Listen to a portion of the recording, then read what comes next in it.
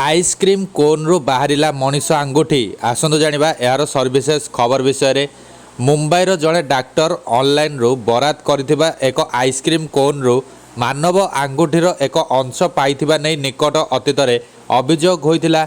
यह सत कि मिछ जानिबा पई फॉरेंसिक टेस्ट पाई पठा जाइथिला। एबे ताहार रिपोर्ट आसीछि जानिबाकू मिलिछि जे आइसक्रीम रु सतरे आंगुठी बाहरिथिला।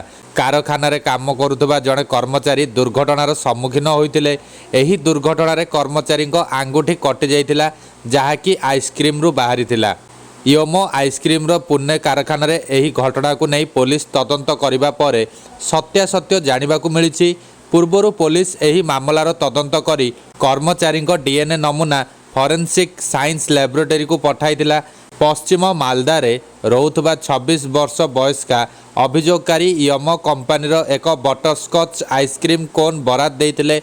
मध्याह्न भोजन पर आइसक्रीम खाइबा बेले से अधारू सेथरे एक आंगुठी देखिबाकू पाइथिले। आइसक्रीम रे नख थिबा 1 इंच लंबर मांस खंड देखि से चकित हो जाइथिले। से समय पुलिस कहिथिला कि मानवଙ୍କ आंगुठीर खंड बोली संदेह करा जाउतबा मांस खंड को फॉरेंसिक परीक्षा पे पठाई दिया जाइछि।